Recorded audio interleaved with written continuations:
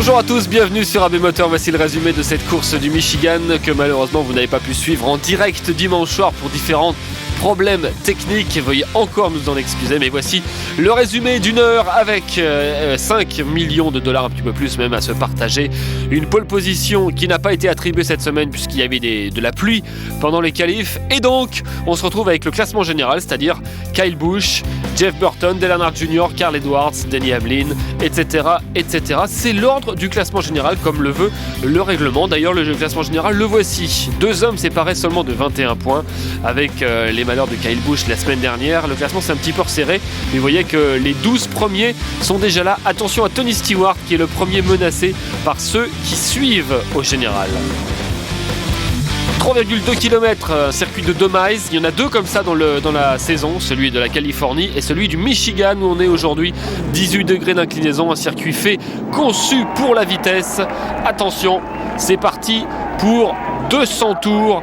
Drapeau vert avec évidemment des tribunes plus que bien garnies puisqu'il y a 130 000 personnes présentes aujourd'hui. C'est parti.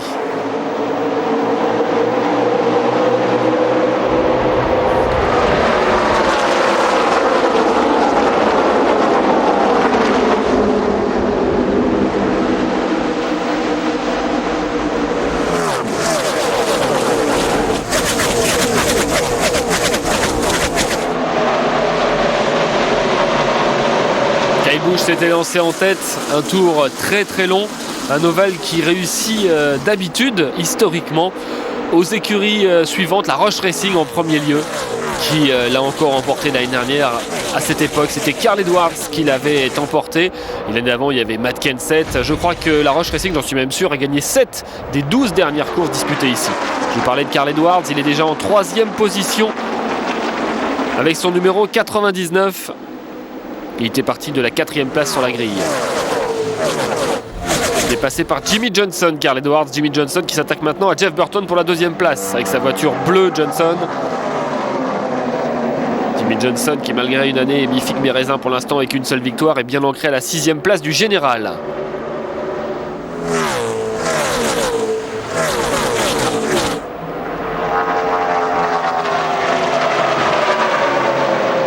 On voit aussi la voiture de Dale Earnhardt Jr. en blanc et vert derrière.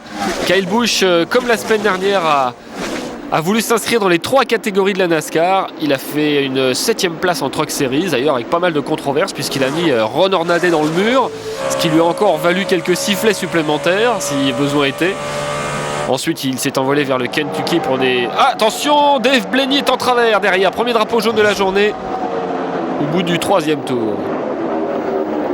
Perte de contrôle, peut-être une poussette pour le pilote de la Toyota numéro 22 de chez Bill Davis. L'écurie qui devait en début de saison aligner Dave Blaney et Jacques Villeneuve.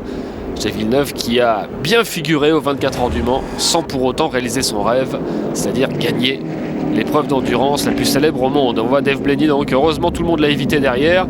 On n'était pas loin de la catastrophe.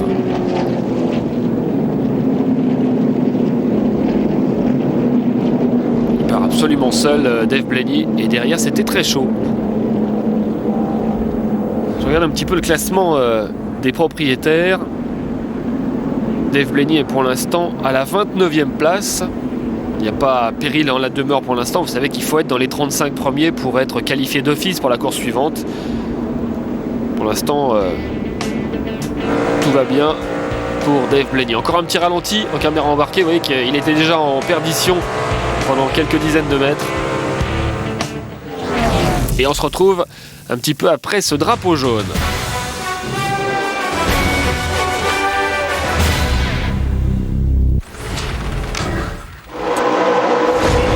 Le restart.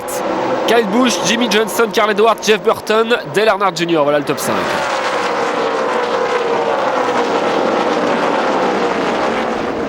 Et belle attaque dès la relance de Jimmy Johnson qui passe en tête après avoir fait un dépassement assez musclé sur Kyle Busch, vous l'avez vu.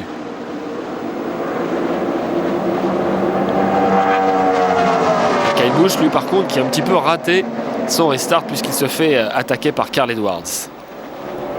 3 écuries majeures, les 3 écuries majeures de la NASCAR aux 3 premières places. La Hendrick avec Jimmy Johnson, la Rush Racing avec Carl Edwards et la Gibbs Racing avec Kyle Busch qui résiste à Carl Edwards.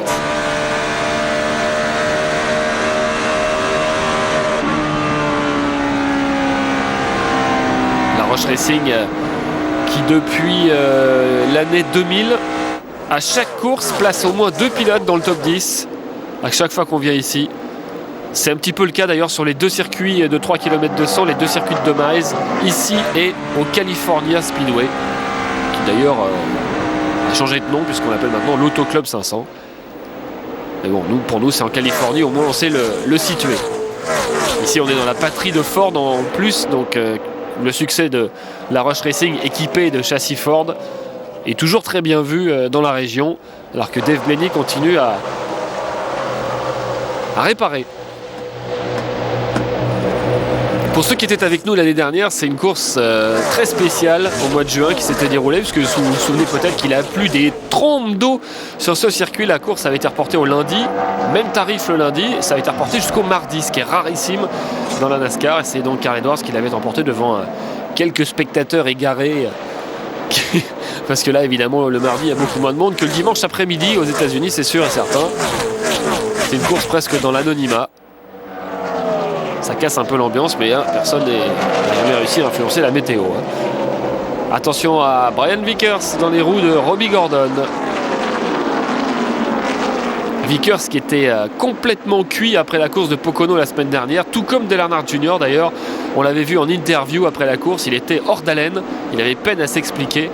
Les pilotes ont beaucoup souffert dans cette course de Pocono parce que c'est une course physique longue de 500 miles, 800 km, mais aussi parce qu'il y a un débat dans la NASCAR. Ces voitures qui ont vu le jour l'année dernière, ces nouveaux châssis produisent plus de chaleur dans l'intérieur des cockpits que les anciennes voitures. Pendant ce temps-là, Jimmy Johnson a pris la tête, comme vous pouvez le voir. Et les pilotes donc subissent une grosse chaleur, et quand on reste 3 ou 4 heures, comme a duré la course de la semaine dernière dans les cockpits, eh bien c'est très fatigant et c'est très exténuant de supporter cette fameuse chaleur. Vickers, Dale Earnhardt Jr. était parmi les pilotes les plus atteints physiquement. Et donc il y a une étude de fait en ce moment sur la production de cette chaleur et aussi la production de monoxyde de carbone qui pourrait et qui d'ailleurs provoque des étourdissements parmi les pilotes qui vont systématiquement maintenant, certains d'entre eux au moins, dans le centre médical après les courses. C'est quand même un peu gênant de devoir aller se faire examiner après une course de sport automobile. Parce que respirer du monoxyde pendant 3 ou 4 heures, c'est jamais très bon pour la santé. Jeff Gordon, 8e du classement général, et une saison quand même pour l'instant assez moyenne de Jeff Gordon. Il fait vraiment le minimum syndical, il cherche toujours les bons résultats. Même s'il a eu un bon passage, et qu'il a un bon passage d'ailleurs, puisque lors des 5 dernières courses, il a fait 4 top 10, mais certains étaient vraiment dus à son expérience, plus qu'à la capacité, la performance de son engin. Contrairement à lui, on voit le numéro 9 de Kasey Kahne. Alors lui, c'est la super forme, Kasey Kahne. Vainqueur du All-Star Challenge, la course qui ne compte pas pour le championnat à $1 million. Dans la foulée, il a gagné à Charlotte la fameuse course d'endurance de quasiment 1000 km, les 600 miles de Charlotte. Et puis la semaine dernière, vainqueur à Pocono après avoir signé la pole. Donc quasiment parfait, le retour de Kasey Kahne qui était tombé en enfer l'année dernière. C'est un des pilotes d'ailleurs qui réussit cette saison pour l'instant après une saison ratée l'année dernière, comme Dale Earnhardt Jr. par exemple, comme Greg Biffle. C'est des pilotes qui ressortent de leur trou. Mais Kasey Kahne, il est vraiment le plus en forme d'entre eux. À surveiller aujourd'hui évidemment ce numéro 9. Et là on a un bon passage quand même de la voiture Red Bull de Vickers. Un petit ralenti pour voir peut-être une voiture qui se frotte. David Rottiman s'est frotté avec la voiture 38 de Gilliland. Tout ça avec Edgel Mendinger à gauche là qui dépasse sur la ligne blanche. Il n'y a pas le droit normalement. On va revoir ça.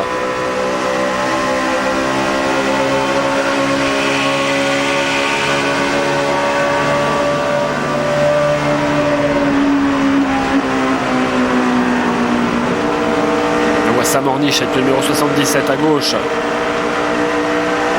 4 voitures de front quasiment. Oui.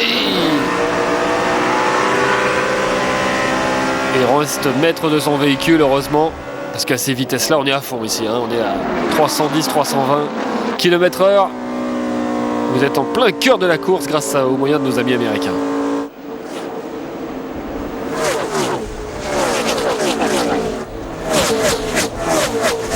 Jimmy Johnson a pris la tête, c'est le deuxième leader après Kyle Busch. Une course quasiment sans incident, mis à part le travers de Dave Blaney tout à l'heure.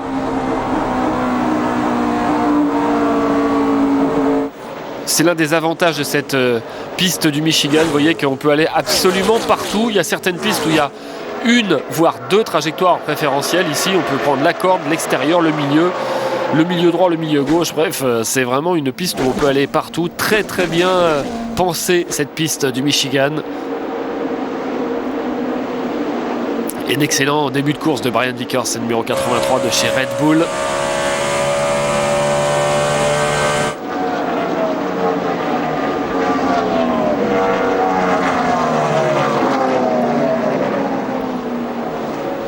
Et malgré les problèmes de chaleur de ce nouveau châssis, de cette nouvelle voiture, un peu plus large, un peu plus haute et plus sécurisante que l'ancienne, certains pilotes se plaignent toujours de l'attitude de ces voitures sur les circuits rapides comme ici. Ils se plaignent que c'est difficile de dépasser. Et à ce sujet d'ailleurs, juste avant les essais de cette semaine, la NASCAR les a convoqués pour un petit meeting bref d'une dizaine de minutes pour leur demander de ne pas, dans leurs interviews,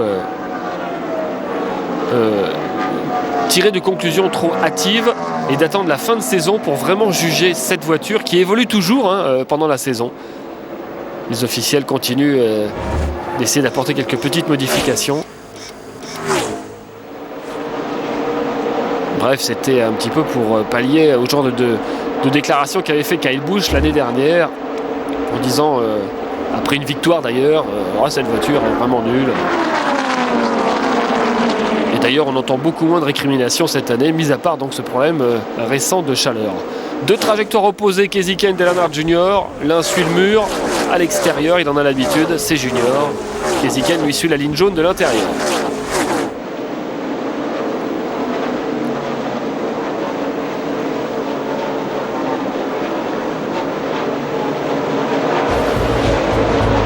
Johnson est en tête, le champion 2006-2007 de la NASCAR, que beaucoup n'ont pas pronostiqué cette année, en disant que 3 ce serait trop difficile. Mais sait-on jamais pour Jimmy Johnson. On va se retrouver un petit peu plus loin.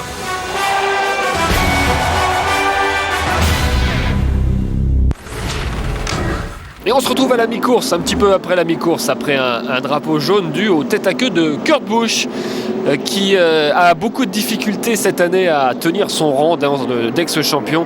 Après avoir retrouvé un pneu, Kurt Busch est retrouvé en travers, a provoqué ce drapeau jaune et on repart donc avec un nouveau leader. C'est Carl Edwards, le tenant du titre de cette course, qui repart devant Kenseth, son coéquipier. Kyle Busch est 3e, Johnson 4e, Vickers est 5e. Pendant ces 100 tours, il y a pas mal de choses qui se sont passées.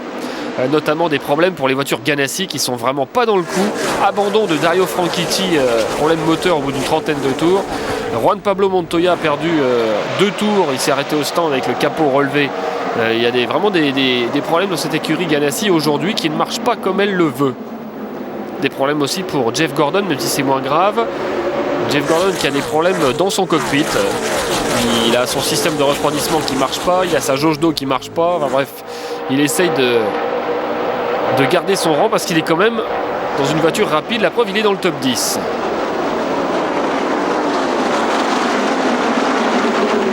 « 200 tours prévus aujourd'hui. 3 drapeaux jaunes seulement pour l'instant. Un pour débris. L'un en tout début de course, vous l'avez vu, pour le travers de Dave Blaney. Et l'un pour le tête-à-queue de Kurt Busch.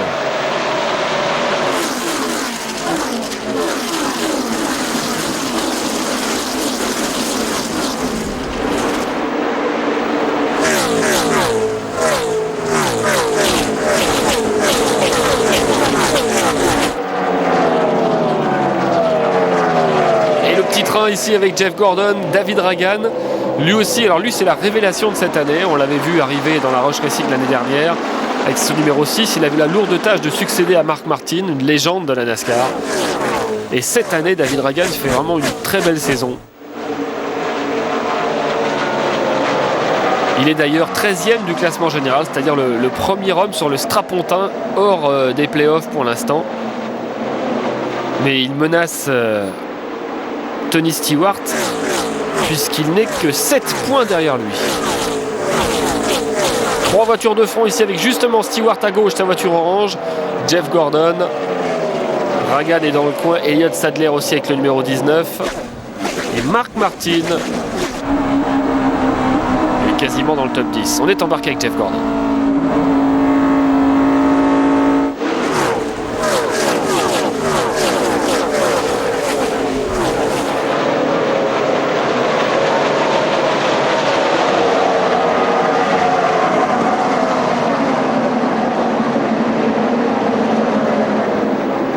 Voilà le top 5. Alors que Michael Waltrip, numéro 55, est à l'extérieur.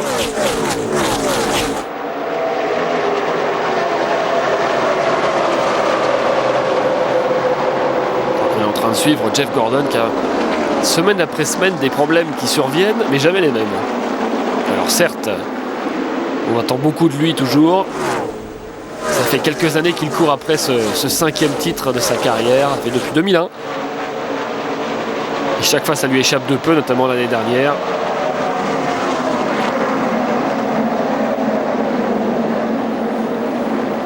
Mark Martin avec son E à côté du 8, symbole du nom de Earnhardt, la Dale Earnhardt Incorporated, dans laquelle d'ailleurs le fils Dale Earnhardt Jr. ne pilote plus. C'est engagé maintenant avec la Hendrick. C'est assez drôle d'ailleurs parce que le père ne pilotait pas non plus pour cette écurie, il pilotait pour Richard Childress. Mais il a créé cette équipe, en partie aussi pour donner un volant à son fils.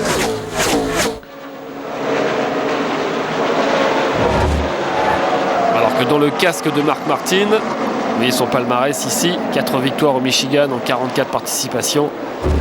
Eh bien, les compliments fusent. Il est en train de faire son effort, Mark Martin, pour rentrer dans ce fameux top 10. Et dans son casque, on lui dit « Good job, old man !» Bien joué, le vieux.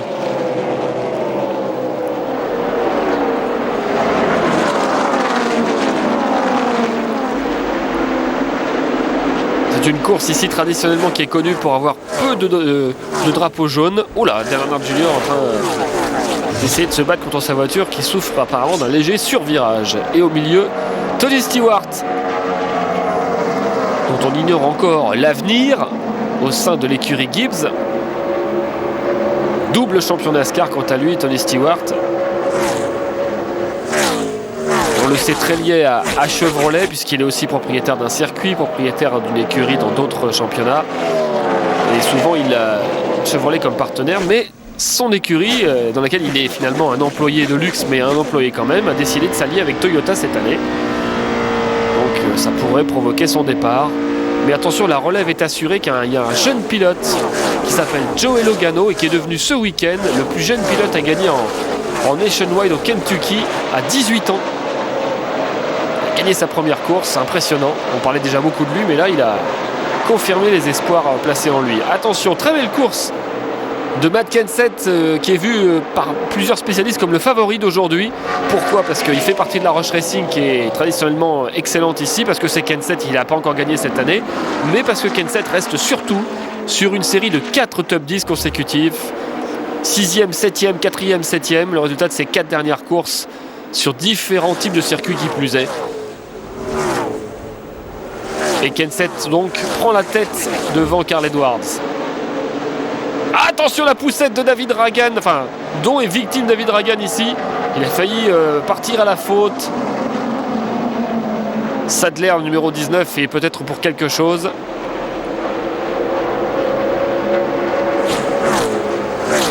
C'est vrai que parfois c'est assez inexplicable la mainmise de certaines écuries sur certains circuits. Ici, c'est la Rush Racing souvent qui gagne.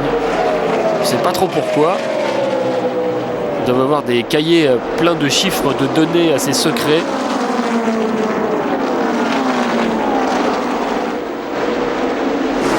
On va revoir peut-être ce qui s'est passé pour David Ragan.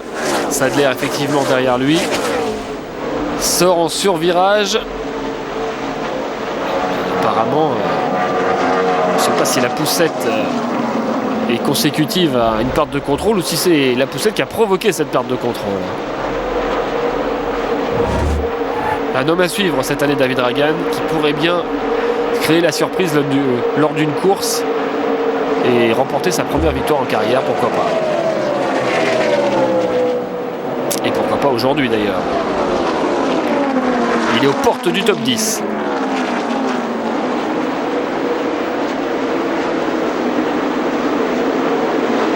Position de la Roche Racing en plus de David Ragan, donc c'est clair, hein, Matt Kenseth est en tête, Carl Edwards est deuxième, Greg Biffle est sixième et Ragan est donc 11e. A noter que le 5e McMurray est 19e pour l'instant.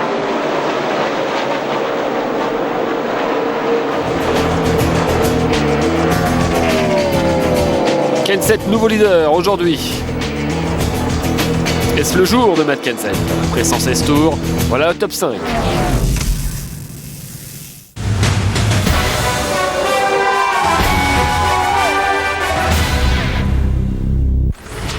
Et on se retrouve au tour 152. Que s'est-il passé entre ces deux périodes? Eh bien, il y a eu un arrêt au stand collectif sous drapeau vert entre le 138e et 144e tour, puis un drapeau jaune provoqué par le tête-à-queue de Bobby Labonte.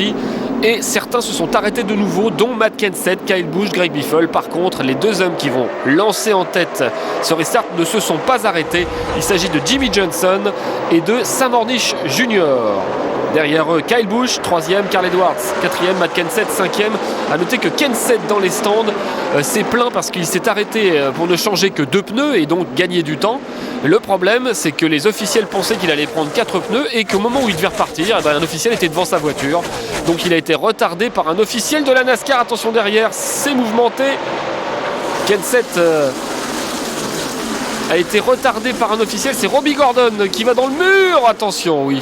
Il y a eu un contact avec d'autres pilotes auparavant. Aidé par David Ragan, me semble-t-il, avec qui il est rentré en contact. Il est obligé de rentrer au garage. Robbie Gordon, malheureusement pour lui.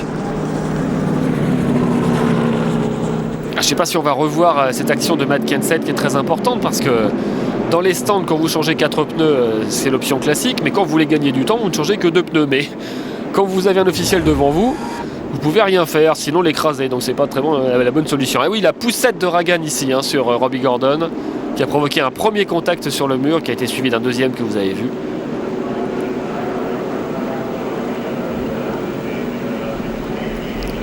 Le voilà le deuxième contact, évidemment. Tout l'avant droit de Robbie Gordon est détruit. Et on se retrouve après ce nouveau drapeau jaune. Nouveau restart donc. Johnson, Ornish, Kyle Busch, Carl Edwards, Kenseth, ça ne change pas. Malgré la fureur de Matt Kenseth dans son cockpit.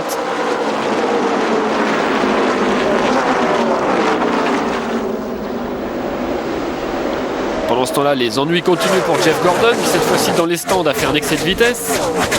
Et donc a été pénalisé.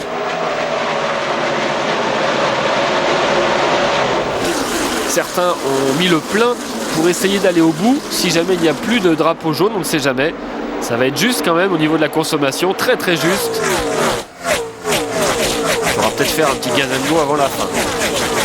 Ça se déroule souvent comme ça d'ailleurs au Michigan. Il y a souvent des courses à la consommation, comme on les appelle, avec des paris faits par certains pilotes qui décident de ne pas courir à fond, mais d'économiser dans le trafic à l'abri de l'essence pour essayer de faire un arrêt au stand de moins que les petits camarades. On sent là qu'il n'y a plus que 43 tours puisque c'est pas du tout la même agressivité que tout à l'heure.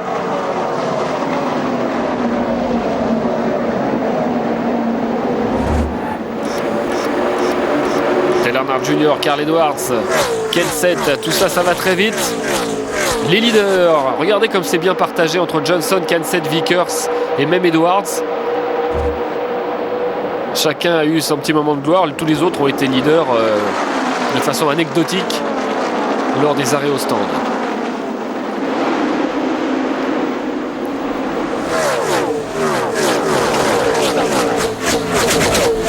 Et il y en a un autre qui est dans le coin et qui cherche toujours sa première victoire, c'est Tony Stewart aussi.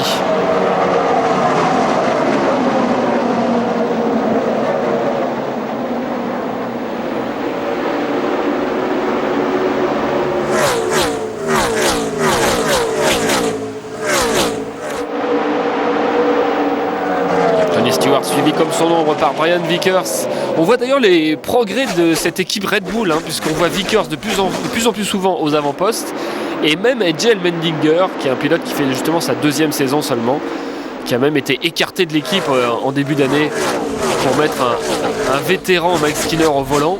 Depuis qu'il est revenu, il fait des bonnes prestations, même si ça ne se voit pas encore très bien dans sa ligne de stats. Sa meilleure performance est 12e la semaine dernière à Pocono. On se souvient d'avoir vu à son aise d'ailleurs à Charlotte lors de la course de All-Star. Il avait gagné la course qualificative, le All-Star Open, à la surprise de tous.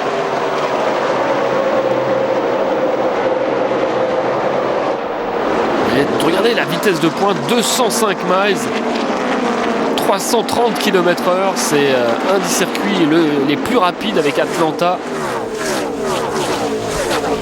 Puisque sur les circuits comme Daytona ou Talladega, les moteurs sont bridés et ne peuvent pas dépasser les 320 à peu près. Alors, on ne veut pas dire que ce soit un circuit où on freine beaucoup, on freine pas du tout, d'ailleurs on ne touche pas au frein quasiment. On joue avec l'accélérateur.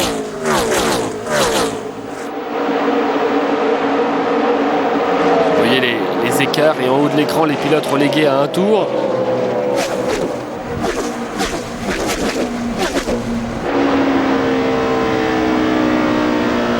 Notez l'abandon de Ryan Newman, problème moteur, le vainqueur du Daytona 500.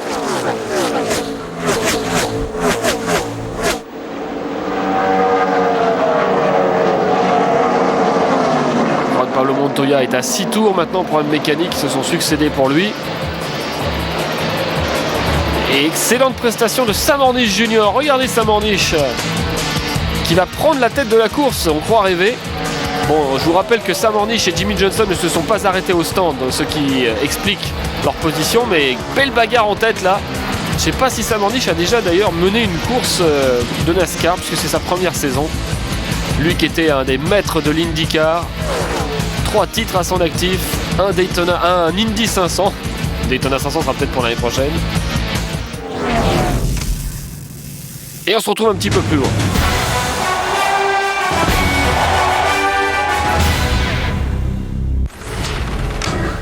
176e tour, toujours Jimmie Johnson devant Sam Ornish Jr. qui n'a pu le dépasser.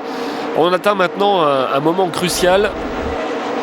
On va revoir ce qui s'est passé avec les deux hommes. Oh, Sam Ornish en survirage durant plusieurs dizaines de mètres. Il commence à maîtriser les voitures NASCAR, ce qui n'était pas le cas en début de saison. Il progresse, c'est logique. Sam Ornish, peut-être le plus doué des pilotes de monoplace arrivés cette saison. Parce qu'évidemment, Montoya maintenant a de l'expérience. Il a une année de plus d'apprentissage que lui. Et Jimmie Johnson en train de dire qu'il va s'arrêter dans 11 tours. Ce qu'il faut regarder en ce moment, c'est Matt Kenseth, qui est 3e. Et le premier pilote à peut-être, je dis bien, pouvoir aller au bout. En tout cas, ce qui est sûr, c'est que Johnson et Ornish vont s'arrêter. Ça, c'est clair et net. Mais derrière, c'est le gros point d'interrogation. Une course à la consommation, on va avoir aujourd'hui. Pas de drapeau jaune pour l'instant.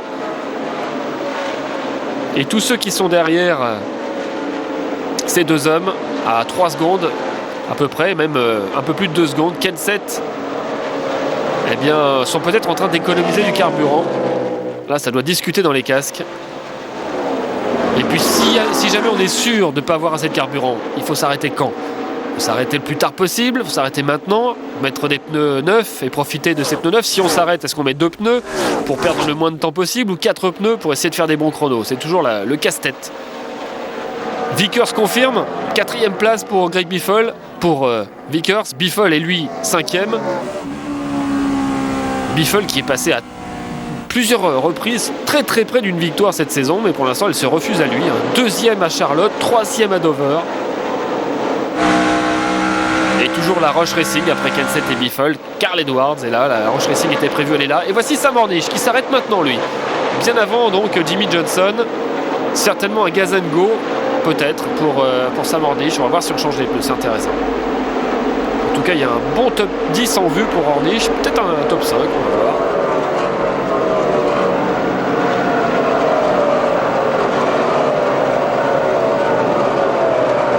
Voilà, on a quand même mis 2 pneus.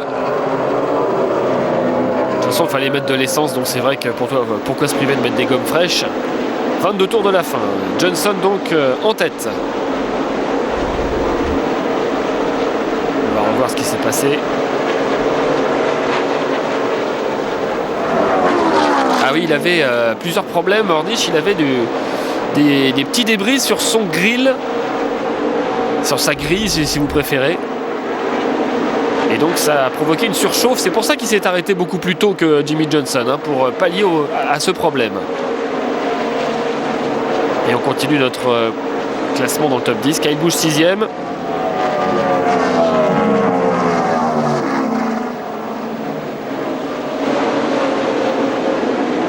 Alors, on commence à parler dans les casques.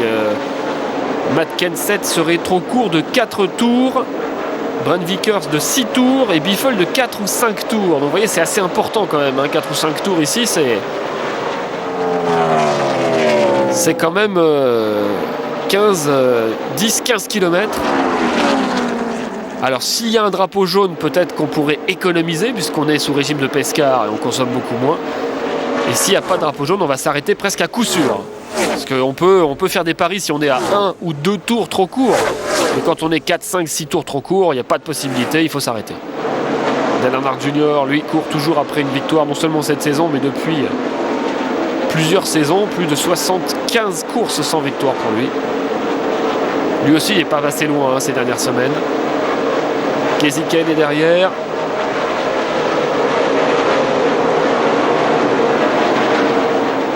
Kasey Kahne qui clairement fait des chronos en ce moment pour conserver du carburant. Mais ça m'étonnerait aussi qu'il puisse aller au bout.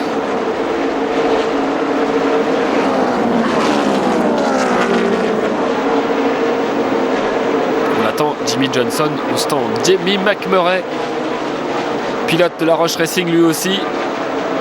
Il a été le moins fringant des pilotes de La Roche Racing aujourd'hui pour l'instant. Il est 13e.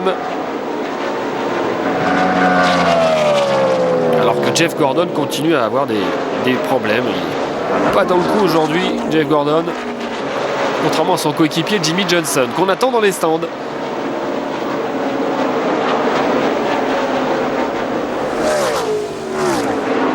Et lui sera suspendu à la décision, ou plutôt à la capacité des autres de faire un gaz and go.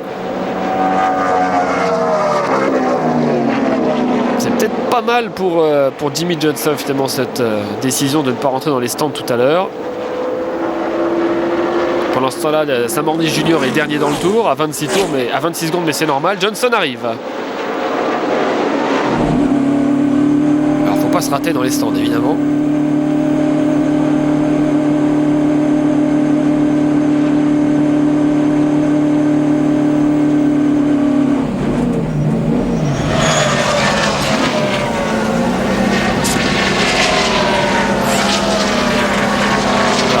Sam Hornish Jr. Non, 4 pneus pour Jimmie Johnson. Décision de son stratège Chad Noce, à qui il faut souvent faire confiance, presque toujours même. Donc une quinzaine de secondes de perdu, c'est beaucoup certes, mais on va voir si il va réussir à claquer les chronos. Et surtout ne pas perdre un tour. Ce qui va être compliqué. Vickers c'est le nouveau leader. Vickers, une victoire à son actif. Regardez la vitesse instantanée, on dépasse les 320 allègrement. Et il va perdre un tour, Johnson. Kyle Busch arrive. 16 tours de la fin. 2 pneus réclamés par Kyle Busch et son chef d'équipe Steve Addington.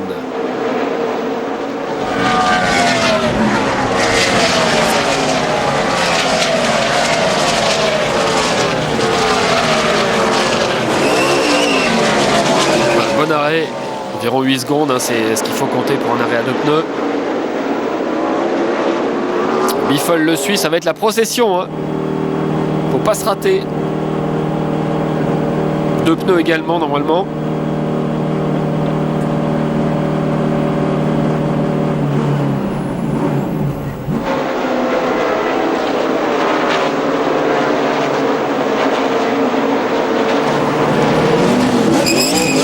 Il a roulé, oh là là, il a failli prendre son mécano, Greg Biffle, dans son empressement. Il a roulé sur le tuyau.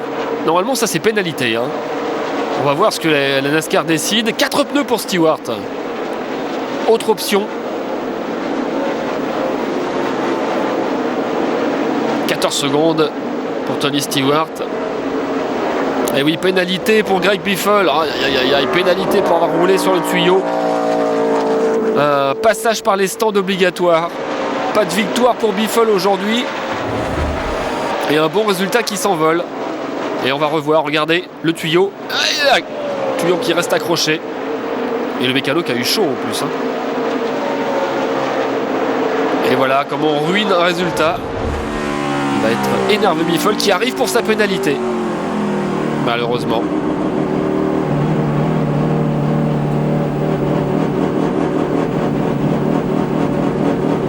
Alors attention, on sait qu'il est énervé, mais il ne faut pas faire d'excès de vitesse parce qu'il est aussi chronométré durant ce passage au stand. Alors que Vickers arrive alors qu'il était leader.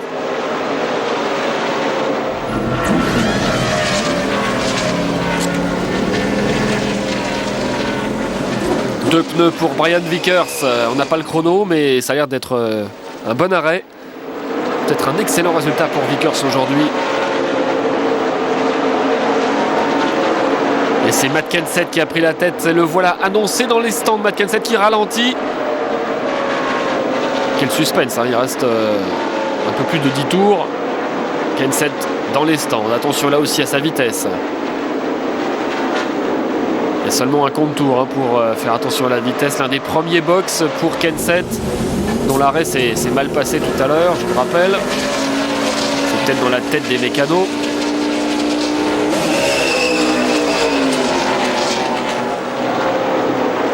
Et Kenseth qui fait un arrêt assez moyen. Le changeur de pneus avant droit a lambiné un petit peu. Décidément, Kenseth va être énervé parce qu'après avoir été retardé par un officiel tout à l'heure qui traînait devant sa voiture pensant qu'il allait changer 4 pneus alors qu'il n'en avait pris que 2, il ne pouvait pas repartir, il a perdu au moins 3-4 secondes sur cette affaire et là, son changeur de pneus avant droit qui lui fait perdre au moins 2 secondes et 2 secondes c'est énorme alors que Carl Edwards vient de piler pour arriver à son tour alors qu'il était leader dans les stands.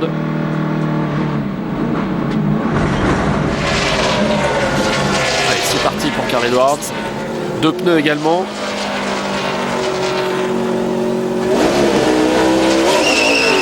Voilà, 8,5, c'est moyen. Ça va être dur pour Carl Edwards de gagner comme il l'avait fait l'année dernière, mais pourquoi pas. Ça dépend de beaucoup de choses. Il y a beaucoup de points d'interrogation à 10 tours de la fin encore.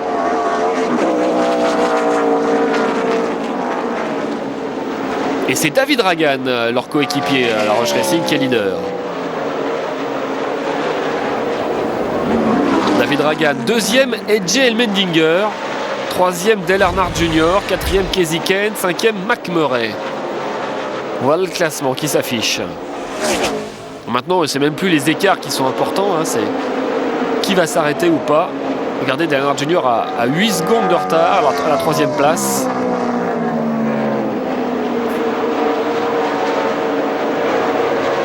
AJ Allmendinger est annoncé dans les stands dans 2 tours. On ne sait rien pour l'instant sur David Ragan.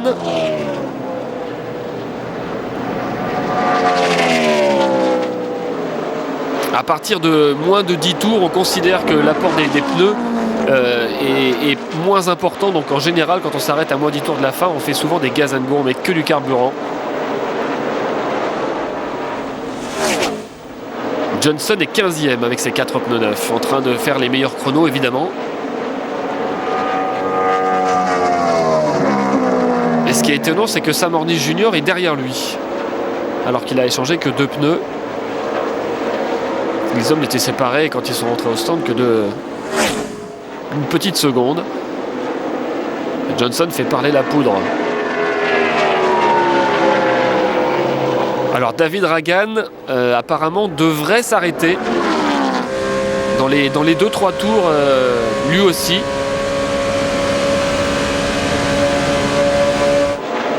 Et par contre Dale Earnhardt Jr. est en train de se demander s'il ne va pas tenter le coup, puisque lors des ravitaillements sous drapeau vert, juste avant la dernière interruption, ils étaient arrêtés parmi les derniers à 60 tours de la fin à peu près. Ce qui semble très très très juste. mais pour l'instant, avec son cousin et chef d'équipe Tony Henry Jr., ils sont plutôt dans la tendance, on va au bout sans s'arrêter. C'est un pari. Il a veut tellement cette victoire d'Alan Hart Jr. que le problème, c'est quand on fait ce pari-là et qu'on tombe en panne d'essence, on peut finir dans les 20-25e. Voilà, AJ Allmendinger est dans les stands alors qu'il était deuxième. Il repart. Les deux pilotes Red Bull ont fait vraiment une belle prestation aujourd'hui. On va voir les résultats à la fin, mais bon. Dragan, leader, 8 secondes d'avance. À 7 tours de la fin. Il n'a jamais gagné une course, David Dragan. Mais il va s'arrêter, c'est quasiment sûr. Son équipe se prépare d'ailleurs.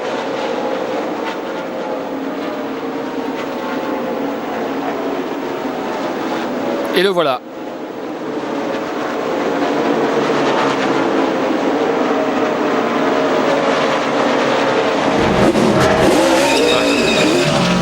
Carburant seulement pour David Dragan qui repart.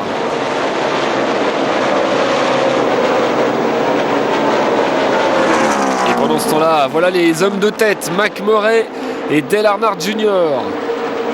Junior qui a ralenti la cadence depuis que la tactique est de ne pas s'arrêter, mais qui semble-t-il va attaquer quand même McMurray pour la première place. Parce que McMurray, je crois, est dans la même situation. Il y a chassé-croisé entre les deux. Assez étonnant cette situation quand même. On hésite, on a envie d'aller vite, mais il faut aussi économiser et être gentil sur la pédale de droite. C'est assez bizarre. On a quand même envie de doubler quand on a une voiture devant soi pour la première place. 5 tours, on va faire le compte à rebours est lancé maintenant.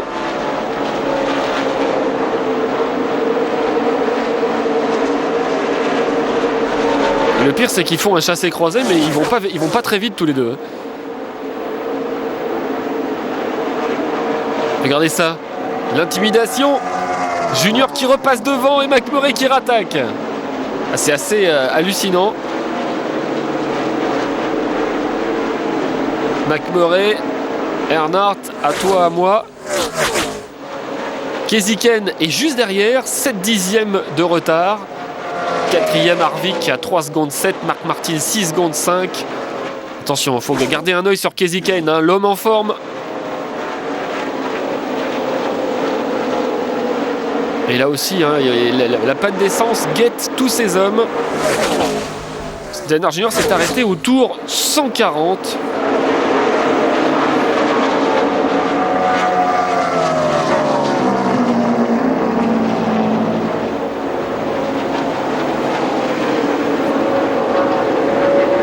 Voilà, Keziken, le réalisateur, ne s'y trompe pas. Ça fait plusieurs semaines que ce numéro 9 tient le haut de l'affiche.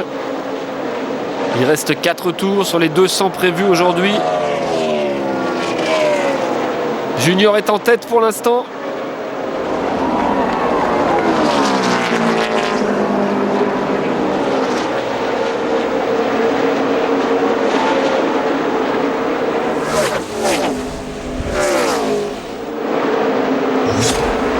Et drapeau jaune. Sam Hornish Junior en travers de l'autre côté du circuit. Sam Hornish Jr. qui était deuxième tout à l'heure, il a même été leader quand Johnson s'est arrêté.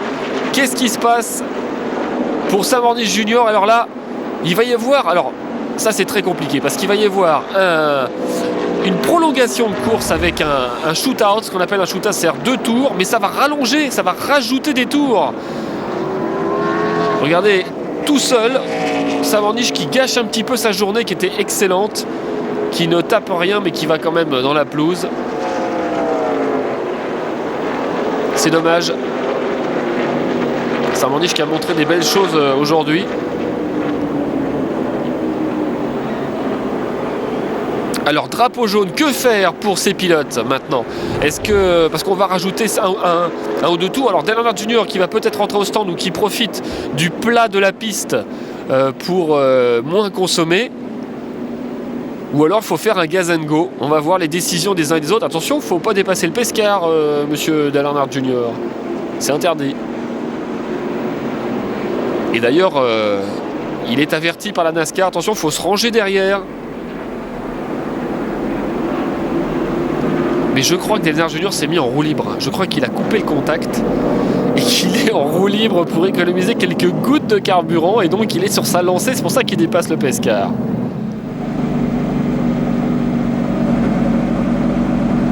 Oh là là. Vous voyez, regardez.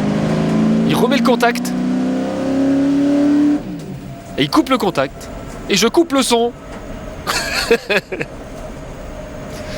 Ah ça c'est incroyable.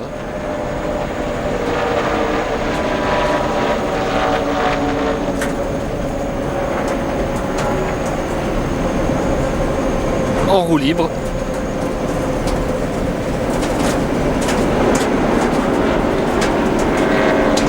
Incroyable. Et je remets le son. Voilà. Ah oui, c'est un grand moment qu'on est en train de vivre quand même. Parce que là, c'est clair et net, il va pas rentrer, Dale Earnhardt Jr. Il va pas rentrer au stand, il va tenter le coup. Alors que c'est officiel, on va faire 3 tours supplémentaires. 3 tours supplémentaires. Alors certes, on est sous drapeau jaune alors qu'il y en a qui rentrent. McMurray s'arrête alors qu'il était en bataille avec Dale Earnhardt Jr. pour la première place. Lui, il décide de s'arrêter, de ne pas prendre ce risque. Il a mis quelques gouttes de carburant. Et d'ailleurs, il y en a un paquet. Ouh là là, le cône qui valse. Michael Waltrip qui va être peut-être pénalisé. Oh là là, c'est très très chaud parce qu'on sait que c'est des places qui se gagnent et qui se perdent difficilement. Regardez Junior. Moteur éteint.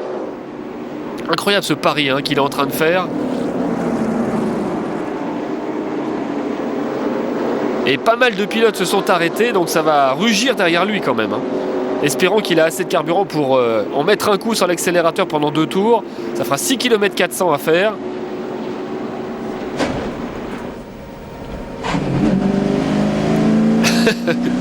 Incroyable.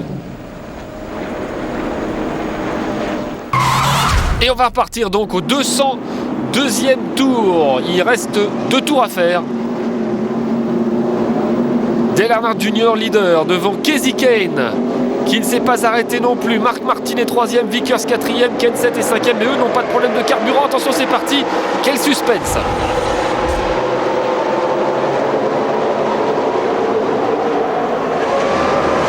Voilà la foule qui est debout, bien sûr, puisque Dale Earnhardt Jr., le chouchou, n'a pas gagné depuis un paquet de temps. Et derrière, oulala, il y a un problème pour une voiture qui, semble-t-il, est en panne d'essence. Junior qui a fait un bon restart et qui utilise maintenant les dernières gouttes de son carburant.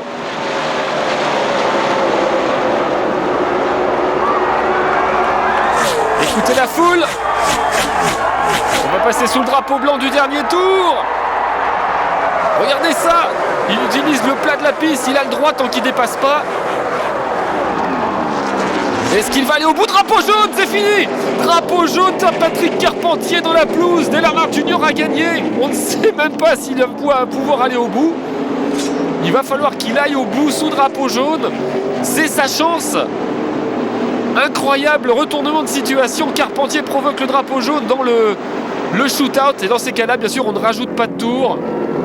Junior qui va certainement couper le contact et la foule qui hurle sa joie. Junior qui va mettre un terme peut-être à 76 courses sans victoire.